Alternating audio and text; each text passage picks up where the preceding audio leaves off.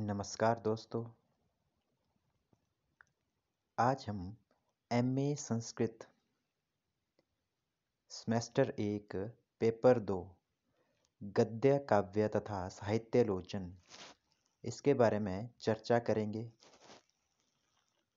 तो सबसे पहले रेगुलर तथा शेड्यूल के लिए 80 नंबर का पेपर आता है और प्राइवेट वालों के लिए 100 नंबर का। इसके लिए हमें समय अवधि 3 घंटे की मिलती है। सबसे पहले पहला प्रश्न आता है, किन्हीं दो गद्यांशों की सप्रसंग व्याख्या कीजिए।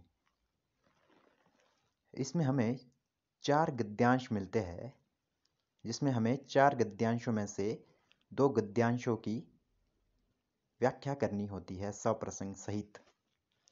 अब हम दूसरे प्रश्न की ओर चलते हैं।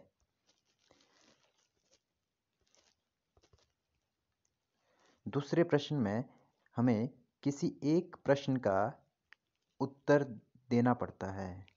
ठीक है, हमें 2 प्रश्न मिलते हैं, तो 2 प्रश्न में से हमें एक प्रश्न का उत्तर देना होता है। संस्कृत गद्य साहित्य में महाकवि बाणभट्ट का स्थान निर्धारित कीजिए। यह पहला प्रश्न है। और दूसरा प्रश्न, कादंबरी के कथामुख भाग में वर्णित तपोवन तथा आश्रमों का वर्णन कीजिए। 2 में से एक प्रश्न हमें करना होता है, जो कि 20 नंबर का आता है। अब हम द्वितीय भाग की ओर चलेंगे। द्वितीय भाग में तीसरा प्रश्न आता है, किन्हीं 2 प्रश्नों का उत्तर दीजिए। नंबर 1, आचार्य विश्वनाथ के अनुसार काव्य के प्रयोजन पर प्रकाश कीजिए। दूसरा प्रश्न, अभिधा मूला व्यंजना का 100 उदाहरण विवेचन कीजिए। तीसरा प्रश्न, वाक्यम स्यात् योग्यता आकांक्षा आसक्ति युक्तः परिपदोच्चयः, इसका वर्णन कीजिए।